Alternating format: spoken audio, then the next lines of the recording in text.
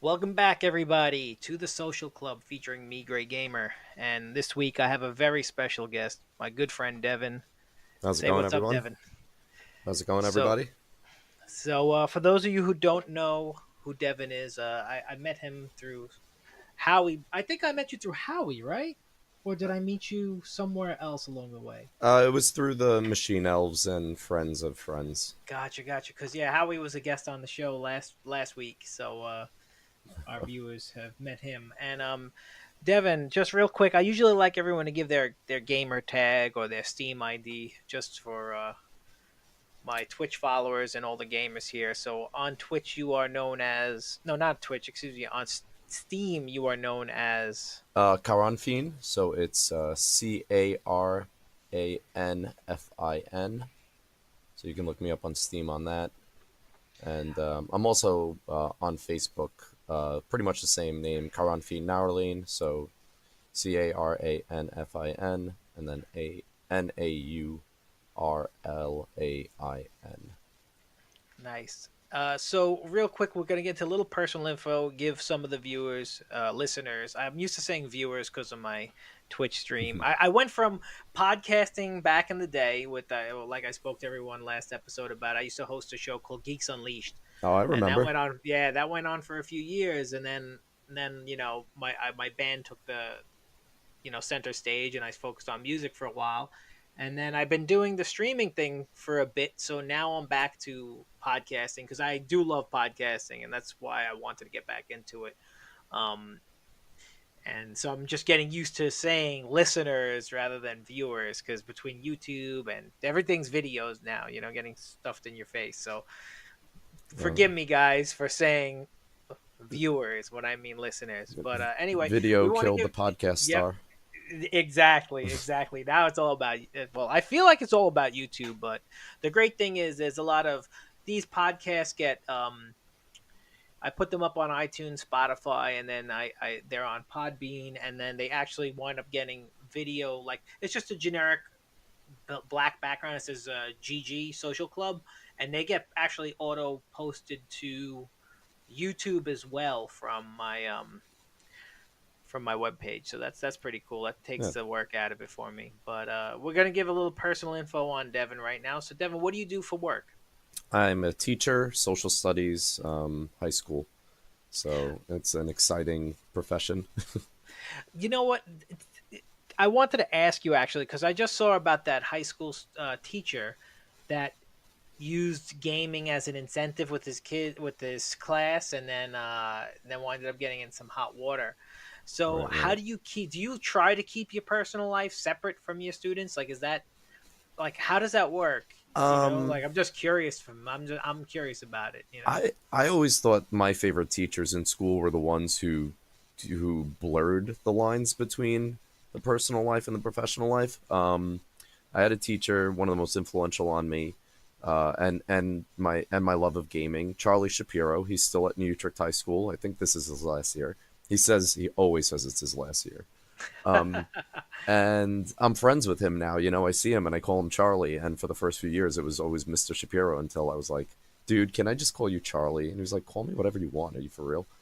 Mm, And yeah, he would tell us stories about Dungeons and Dragons and the games that he played, and the adventures his character went through, um, and he ran a gaming club, which now I run a gaming club at FDR High School. So oh, that's pretty. I didn't even know if they had a gaming club at high I school. yeah. So I started it this year. There was one at the year previous. Someone else was running it, and I had asked her, "Was it okay?" And she didn't intend to start it up. She was doing it for one student. And Hmm. yeah, so I have like about 20 some odd students that show up on Friday afternoons. They figured out how to hook up the Wii. Somebody brought in a Wii, and they figured out how to hook it up to the big uh, projector screens that we have in the buildings now. And they were playing Pokemon Challenge or something recently. Kids are Yeah, playing D&D. Who's playing Hero Realms? I'm teaching code names to kids, or my friend's game Forgotten Forest, and whole bunch of stuff. Every couple of weeks, I try to introduce them to some new game. That's pretty amazing. I actually see we know each other for a while. I didn't know that you did that. Now is that something you do in your free time, or is that along with the curriculum, or? It's after school, Hmm. so it's considered club hours and everything like that. But it's I would yes, we end up getting paid for it, but I would do it for free.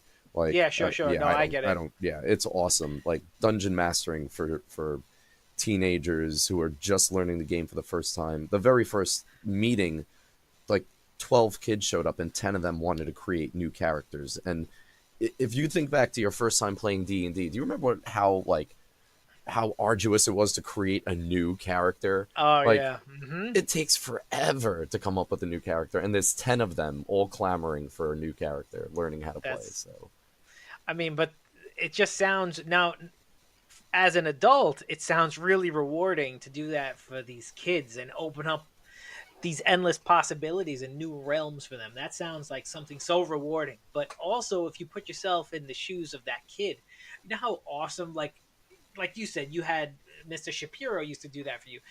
That you're doing something great, and it must feel so cool as that kid, that teenager, when you're struggling with social anxieties and fitting in and all this, and you find an adult who opens up like this whole new universe to you. And I think that a lot of the youth now is so used to being on tablets and games and phones, and it's the digital era is getting better and better and better and more and more and more. But there's something so rewarding to the imagination taking over and playing those old school, what I call pen and paper games, because there's nothing like using your imagination to get through a situation and roll those dice, that visceral like moment of rolling the dice, and oh man, am I gonna get a 20, am I gonna get a 1, but yeah. that's pretty awesome. So do you have any great stories about and what went down in one of the after school gaming sessions? um I'm trying to think. There was definitely a there was definitely a lot of excitement out of the D&D group about a week ago. I mean, yeah, I'm managing a crowd of kids. It's almost like a classroom full of kids. Mm, So 20 some odd students. So the D&D group was just so loud, and I forget what they did, but they were just going on about like what happened, what they defeated, and how they got through it. Um, I've had some fun games playing Hero Realms, which is a really fun deck building game, and that was it was an experience to like go up against these kids who are learning the game, and you try to take it easy on them, because the game so much better, yeah, and yeah, you're yeah. trying to teach them, and I went to PAX Unplugged back in November, and this was one of the coolest things that I got to do.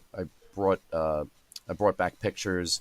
I put them on my drive, and I like did a slideshow for the kids, and I showed them video, and it was just like, look, there's an entire world of people like us, and that was the whole point. It was to show them, kind of what you said. I opened up this world to them of possibilities and things that they didn't know were there, games that they didn't know, people that they didn't know. Now they're making new friends. Seniors are becoming acquainted with sophomores and freshmen, and they're interacting and enjoying these games. And I'm like, look, there's a bigger world out there for this. There's conventions, and there's so many games that you can't even you can't even scratch the surface, no matter how many you own. So it to show them that, and to see their reaction, and to really love it, was great.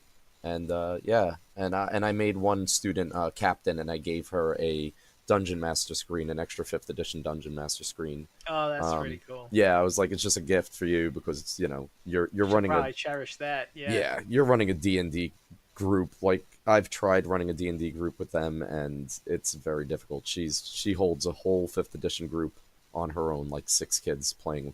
So, Wow, yeah. that's good stuff. You know what comes to mind? I'm listening to you tell me about this, and I'm sitting and I'm remembering back when I used to play D and D, and my hobble of friends and nerds and geeks and freaks that I used to game with. And back in the day, people who played D&D were like the antisocial kind of. I hate to label us with the nerds, geeks and nerds, whatever, geeks, freaks, and nerds. I used to play D&D, and you weren't cool for doing it. But when you compare D&D to like gaming nowadays, don't get me wrong. Listen, everyone knows me. I'm a video gamer. I love the digital spectrum of games, and I love it. It's one of my like biggest passions, one of my biggest hobbies is gaming. But when you think about if when I was a kid, gaming was what it is now, I would be a total shut in and an introvert. I am as an adult, but it's different because I know how to be. I go out to work. We're forced to socialize as adults to some extent.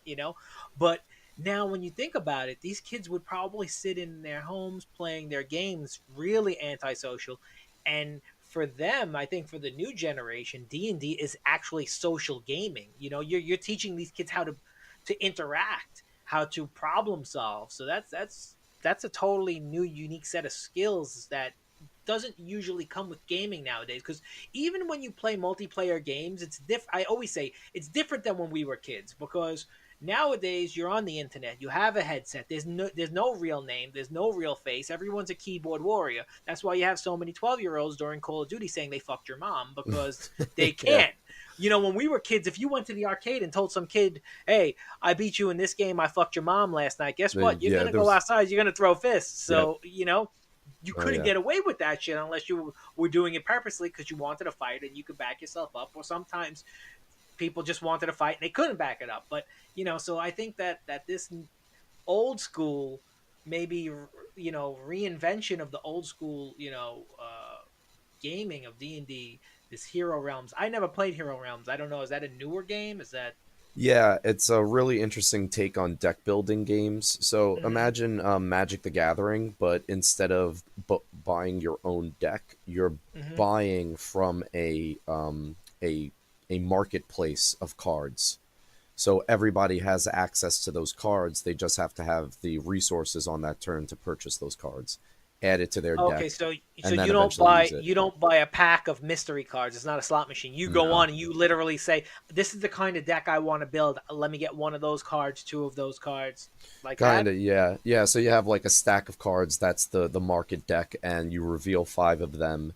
And every round you draw some cards. You play those cards, and if you'll get gold or Hmm. damage, you basically have it's very simplified and it's so brilliant in its simplicity.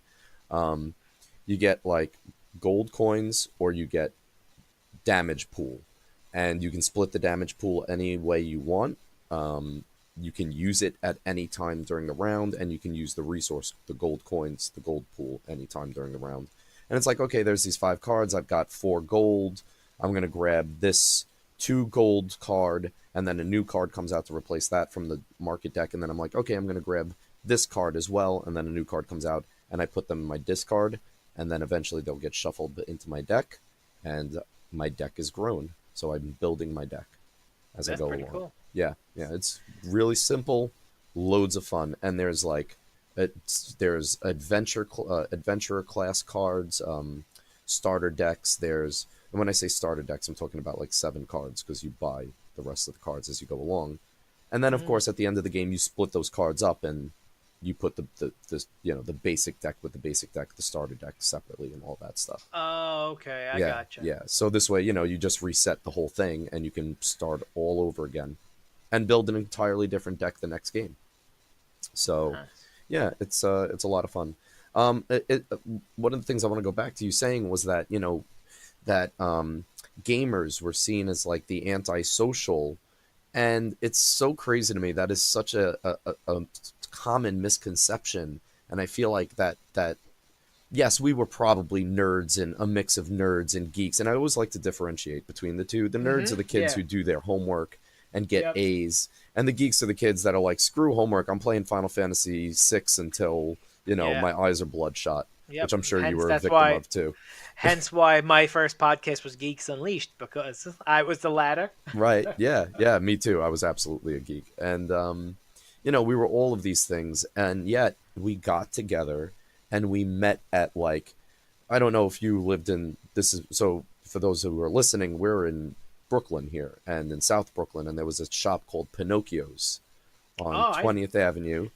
there's a picture of Pinocchio's that was tagged on my Facebook page a couple years back, and it actually came up in my memories because I used to go Yeah, there all the time with my friends. yeah. And Yeah. Alex was the owner, and Hmm. we used to meet and play, and there was like it was packed in the back room with us playing games. And funny enough, I met a guy there named Alex Schwarzman who went on Hmm. to win multiple tournaments and made so much money winning Magic the Gathering tournaments that he opened up King's Games on King's Highway. Oh, He was able to buy the building and open in that. So it's just an amazing like little like network that's there. crazy, right? But so many of us would meet, and then D&D, you would hang out with six of your friends and play a game.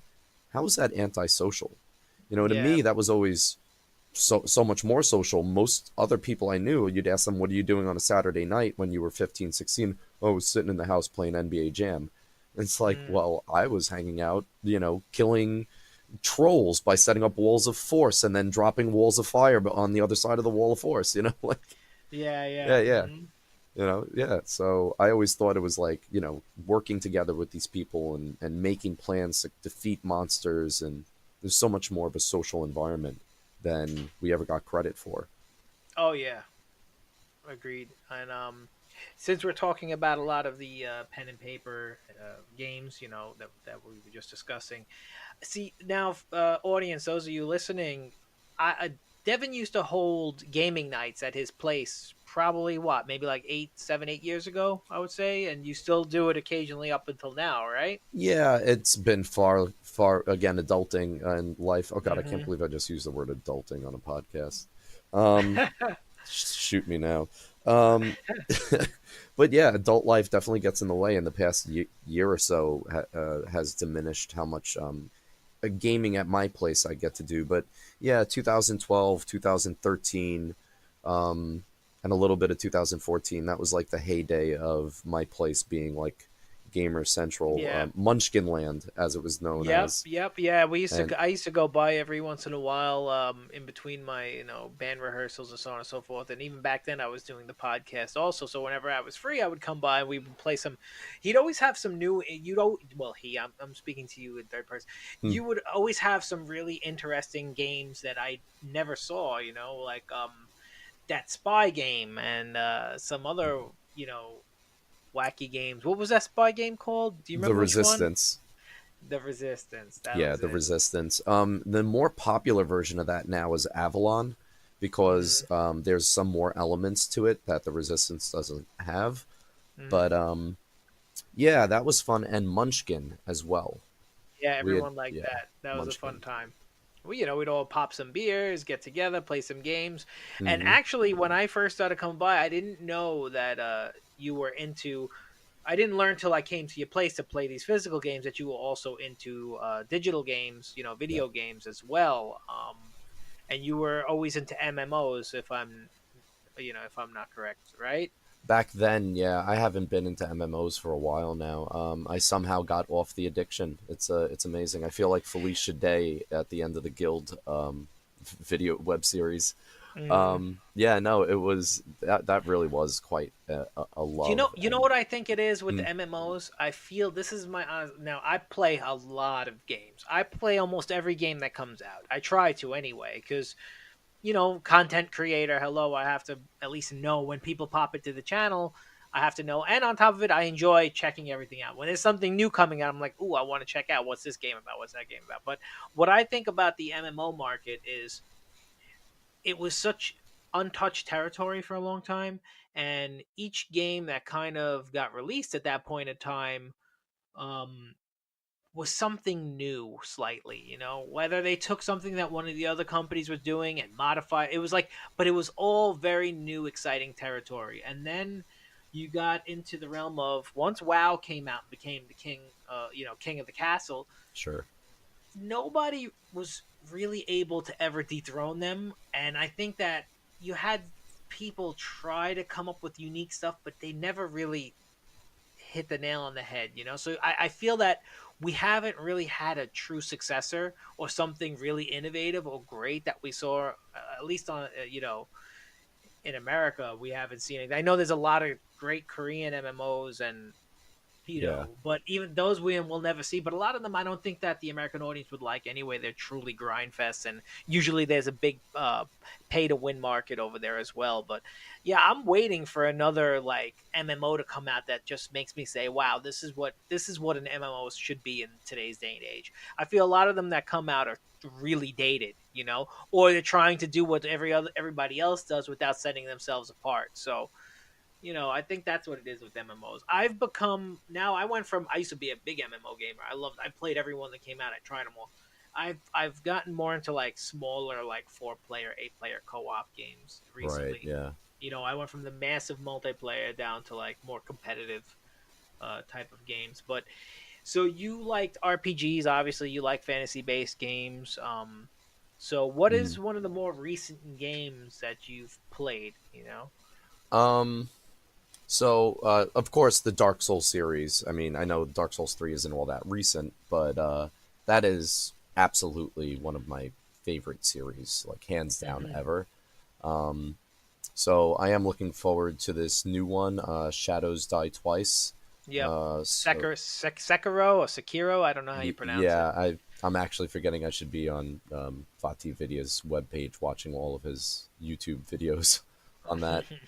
Um, but I don't want to spoil anything because I really want to enjoy the game without Yeah, any no, that's one of those spoilers. games. Yeah, Like I wouldn't want to watch anything on it either. I mean, yeah. I'm not the biggest fan of the Dark Souls series. I appreciate them. I know why people love them, but Come on, man! You um, don't want to just fucking scream at your screen for I like do. But 8 hours. It's amazing.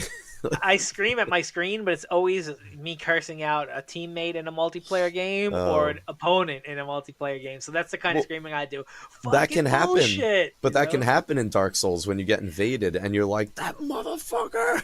You get Well, so you know angry. what? I'm actually really excited because the director of Dark Souls, I forget his name, the guy who kind of created it. Um, I should know his name too. Miyazaki. Yeah, Yes, it's yes, yeah, Miyazaki. Miyazaki, that is him.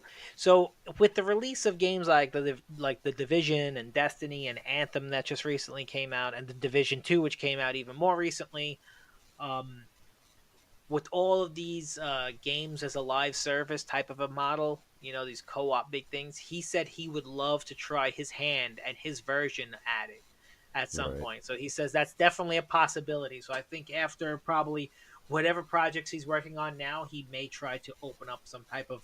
And he said that they've touched on multiplayer in the Dark Souls, but it was nothing to the scale of what he'd like to get into. Hmm. And I truly love to see his vision in a co-op because Yeah. it would probably be some really dark, samurai ninja influenced Diablo style multiplayer game, and I would just love to see his take on it. And that's something that I can really, Now if he came out with a really vicious, hard, bang your head against the wall, but at least you're together type of a multiplayer game, yeah, probably be all over it. But I just prefer to play multiplayer games in this, I, at this point in my life. yeah. I mean, I do love like one of my favorite aspects of MMOs was co-op, but also PvP, and I really loved PvP. And most of the MMOs, I mean, my first MMO experience was Ultima Online, so I'm going back to 1998. Yes. Mm-hmm. And my God, the PvP back then, even after it became like the Trammel and Feluca world split and everything, the safe world and the bad world and all that. Mm-hmm. Um, you went to Feluca, the bad world, and it was just madness. Like I remember the U Moongate on my server was just pandemonium, everybody killing each other, and it was so much fun. And I just loved that about MMOs, that competitiveness. I played D&D online. There was pretty much no PvP there. I played Lord of the Rings online. There was almost no PvP there. And I just never brought myself to get into WoW. And Mm-hmm. just to go back to what you were saying about these other companies not being able to topple WoW or become a successor, a lot of these games are very niche. World of Warcraft, it hit the nail on the head. It got a bunch of people, and I never really got into it. I played a little bit of it at a friend's house. It Mm-hmm. was just like it's just another MMO to me. Yeah. And I enjoyed DDO because it had Twitch reflex and combat and stuff like that. Mm-hmm. So now I would say probably another a favorite game of mine that you could play in the style that you're talking about was like Chivalry, Medieval Warfare. Mm-hmm. Yeah, give me a first person shooter where I'm using a bow, where I'm practicing archery or using a sword. You've got me sold. And I don't even like first person shooters, but that's Yeah, like, I had a lot of fun with Chivalry. I yeah. played it for a little while. We never linked up. We were always trying to, but time we had awkward schedules at that point in time. Hmm. I believe didn't the guys who made Chivalry make a magic based like wizard game Yeah, they that made was kind of Mirage, Torn that was Banners. it. Yeah, Mirage. I I didn't couldn't get remember what into it was. that. I never. Yeah, Um, I didn't play it. It was a good idea, but I don't think honestly, I don't think that they executed it well. I didn't watch it, but yeah, there's so much that could be done to Chivalry. Everybody that loves Chivalry is waiting for Mordhau to come out, but that's just one mm, of those games where it's like you're taking forever. Like, mm, come on, give us a little bit more. But who knows? We'll see. Hope PAX East is coming up in a week, and I'll be yep, there. So maybe I'll find nice. some a Mordhau display, and hopefully they've got some real plans locked down. Yeah, Um, yeah, definitely. We're gonna have you back for that to oh yeah. discuss some pack stuff.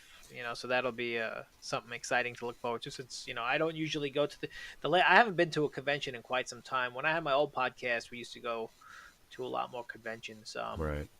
Yeah. But right now, yeah, I'm not gonna be able to go to one I'm for a probably little gonna. while. So So I have a few game development friends.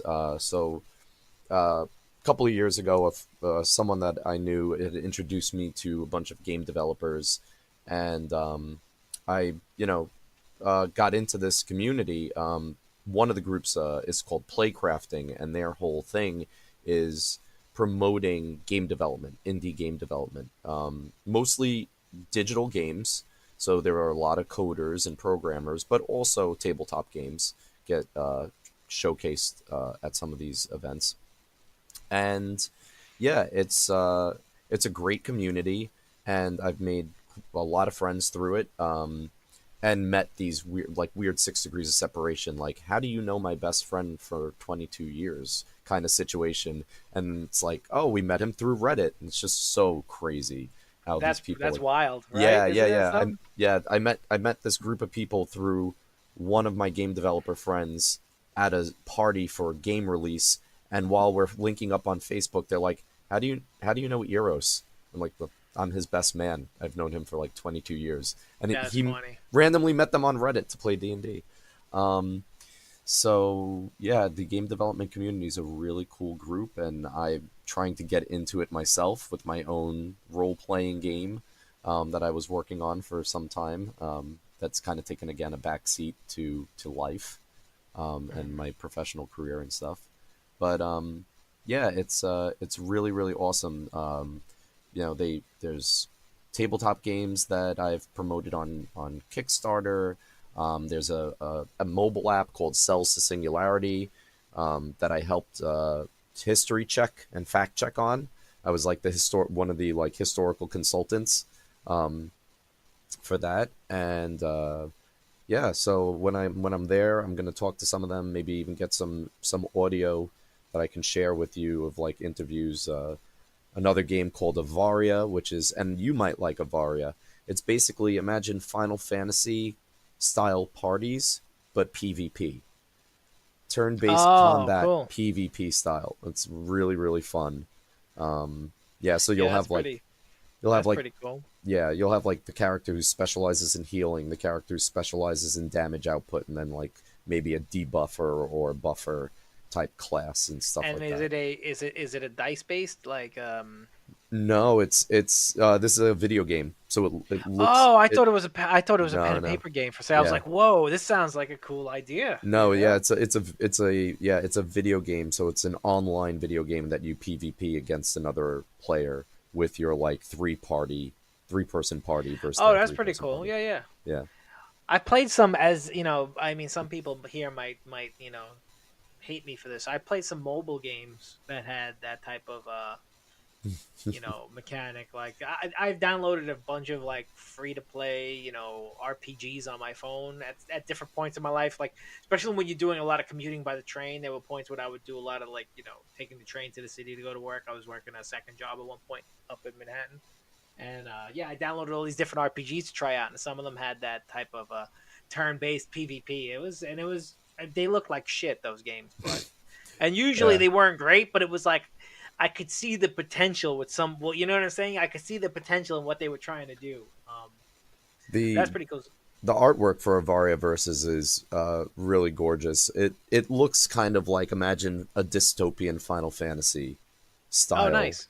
Yeah, like almost like Final Fantasy X on that style, but very Hmm. dystopian, like prosthetic body part kind of things and on characters and stuff like that.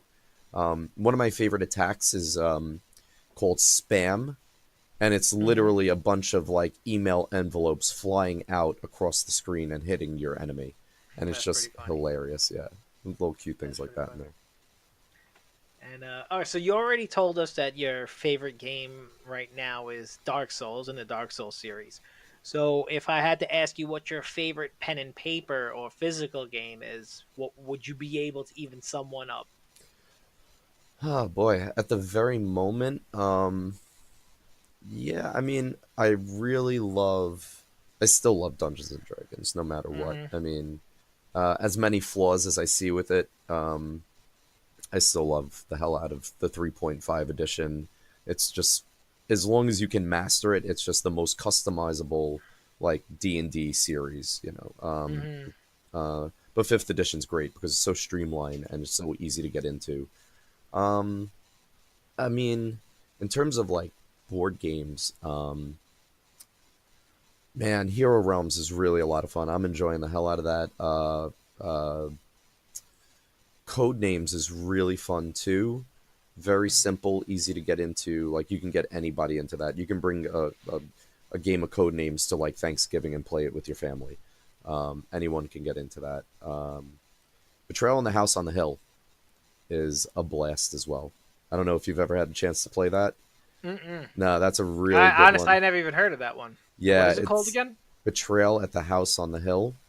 It's basically like it's a co-op game until the event happens, and when Hmm. the event happens, it's usually like one person becomes the betrayer, or Okay. there's something where it becomes like survival of the fittest kind of situation, and you have to figure out how to survive, which means like other party members will most likely get left behind and die.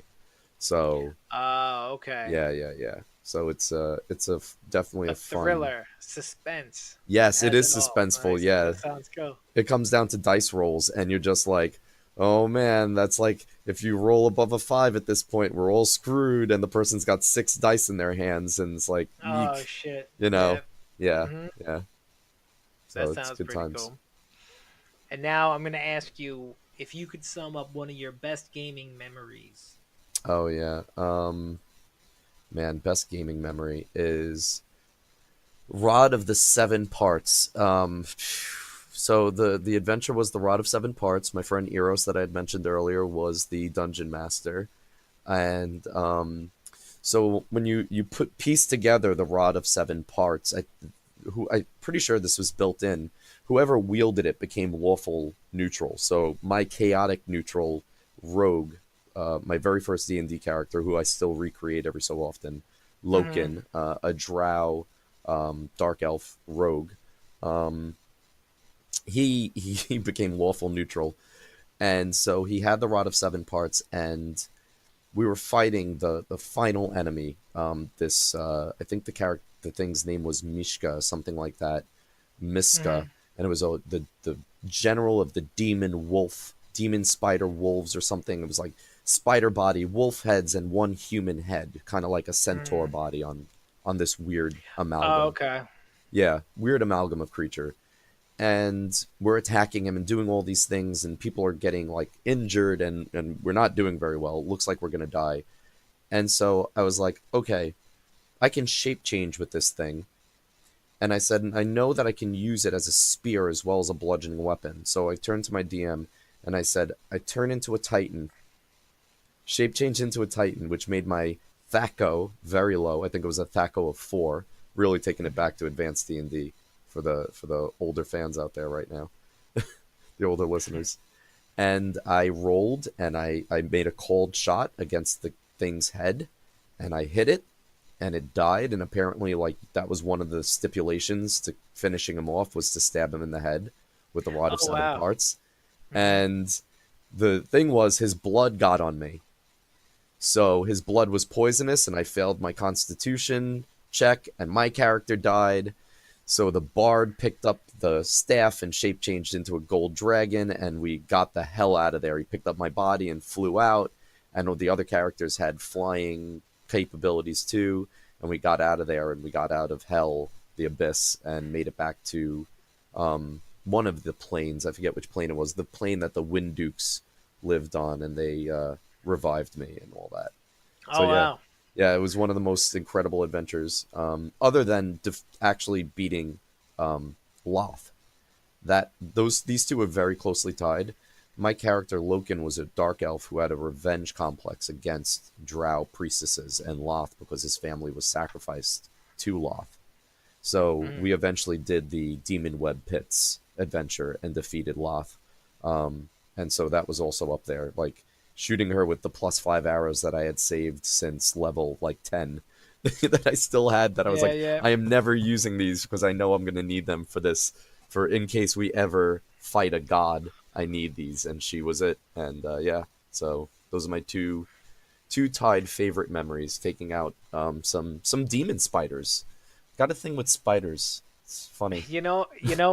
I'm listening to your story and I'm like, I want you to like I want you to write this story. I want to read the escapades of you know, your rogue and that fight he went through. It sounds good, man. I mean, you could pitch that to an anime right now. Yeah, You I know, know, right? hey. I Like, mean, like forget Goblin Slayer. It's like that's God it. Slayer. Um, That's it. I mean, it's there's so done many deal. of I would those. watch it. You know. Uh, One of the things about like storytelling and world building that I just because I like I said earlier, I was trying to create my own system. I'm still working on it. At some point, I'll get back to it. And of course, I was also creating my own world, partially for my D&D group. And it's just funny, like I started off with one piece of paper, and then it expanded into 9 pieces of paper, eventually into this big fold out map. And I just went to see Tolkien's exhibit at the Morgan Museum. Um, so the Library Museum Hmm. in New York is having this Tolkien exhibit, and for anyone who's into fantasy or gaming, even if you haven't read The Lord of the Rings, even if you're not a big fan of the movies, it's really worth going to check out because he drew his maps on like graph paper and wrote some of his stories on like blank pages and essay booklets that his college students were handing in essays on. And just Hmm. being a teacher, of course, and getting bored with grading, you just think to yourself, how many stories could I write here on these these blank pages Yeah. of things? And he was like the first dungeon master. Like seeing his maps drawn in pencil and pen on graph paper and loose leaf paper, and it was just so funny to me. The nostalgia of, man, this brings me back to like when people were drawing their maps out on like on graph paper that they like Hmm. grabbed from a math class back in high school. It was really like a throwback, and it was a lot of fun to see. And it was absolutely gorgeous. So I Yeah. mean, Tolkien is like the father of all of this. When you really get down Yep. to all of this 100%. fantasy stuff Hmm. that we love, all comes down to like that kernel that started with the Lord of the Rings. And Gary Gygax was extremely, extremely influenced by that and a bunch of other series of books, um, you know, that are really great, great reads.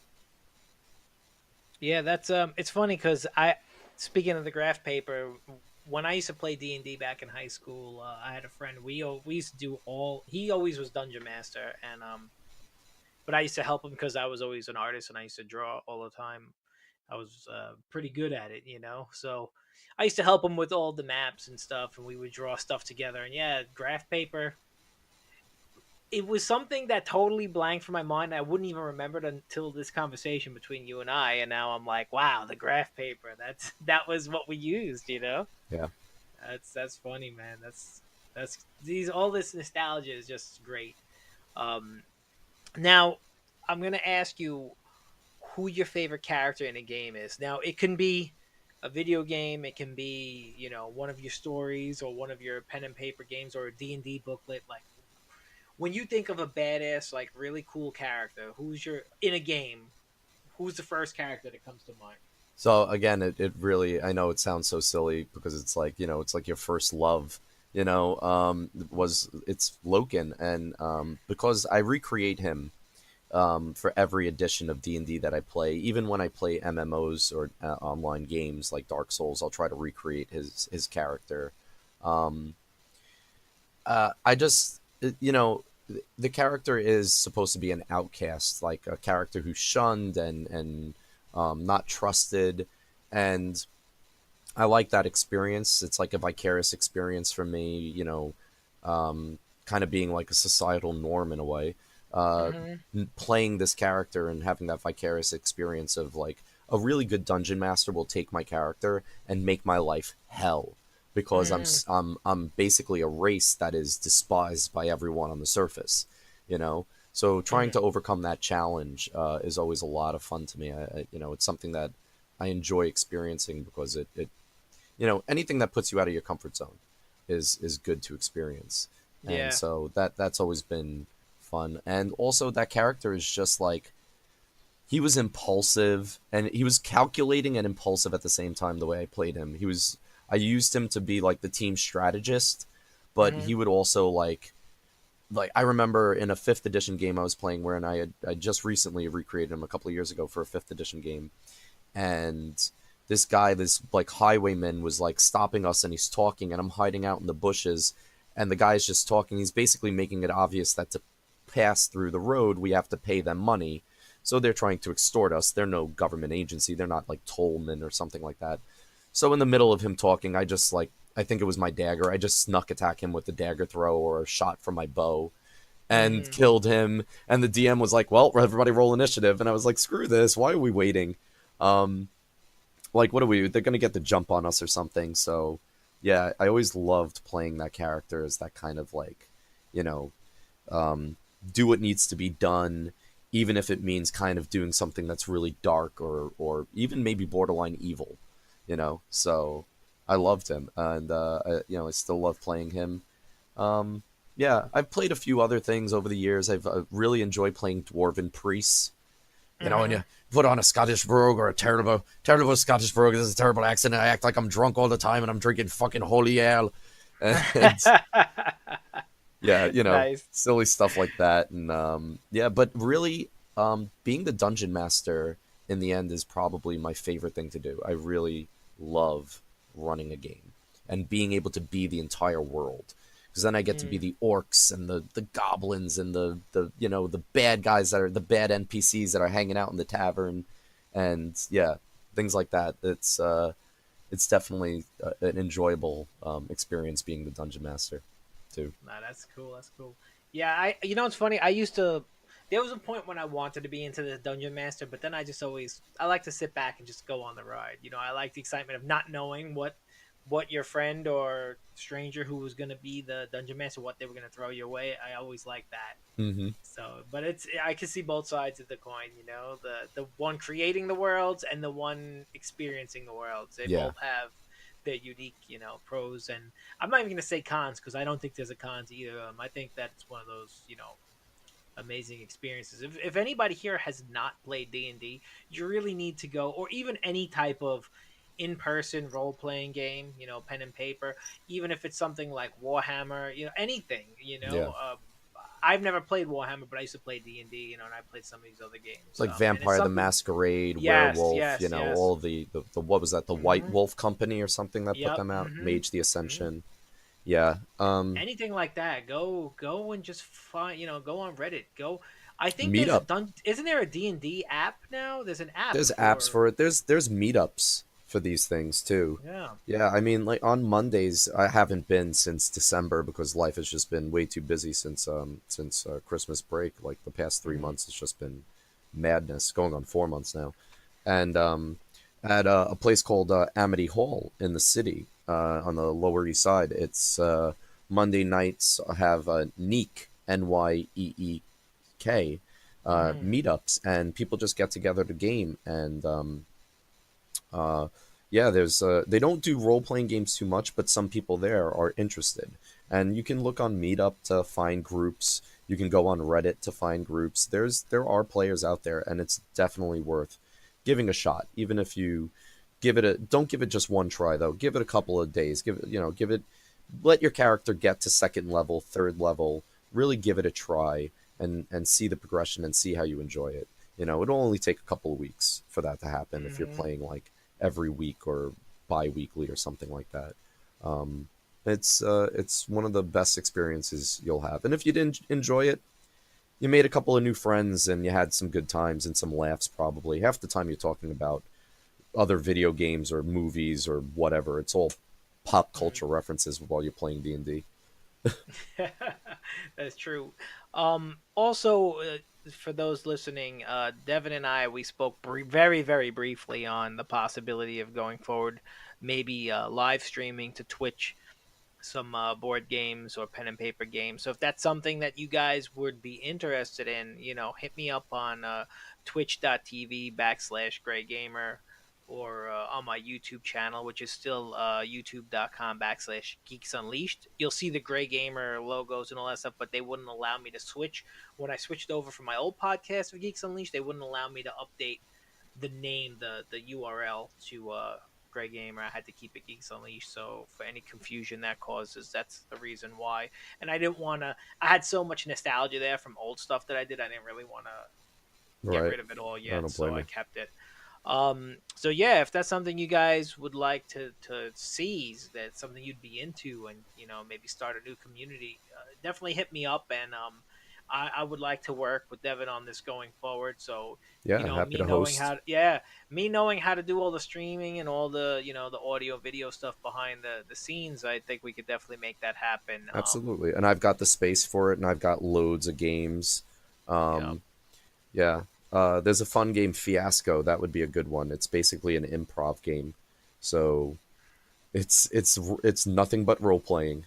And I think that would be an interesting one to stream at some point because Yeah, I mean, you'd have like I to said, act and yeah, well, I can definitely outside of the podcast we'll discuss this, but yeah, I sure. think we can definitely get you a Twitch page started and maybe have people come through your gaming nights, like virtually come through and hang out and see what's going on. And even if there's a way, who knows, maybe you can have like if you're going to be the dungeon master, maybe the people in your chat will be the ones playing.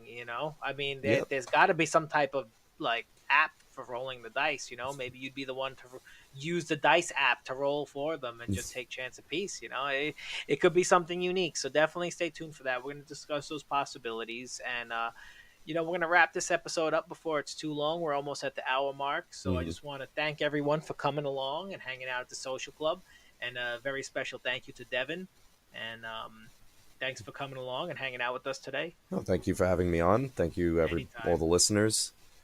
And And we're definitely gonna, like I said, we're gonna hear from Devin again after he goes to PAX. So we're gonna have an episode in the next few weeks yeah, discussing that. for sure. That Looking one forward to it. we may have a group discussion for that one. So we'll see. I'm gonna see who we can include on that episode just to spice it up a little bit. But I wanted to have this one on one to let everyone introduce you as a personality, let everyone know a little background on you. So once again, thank you for joining, and we'll catch you all on the flip side, everybody. Peace. Take care.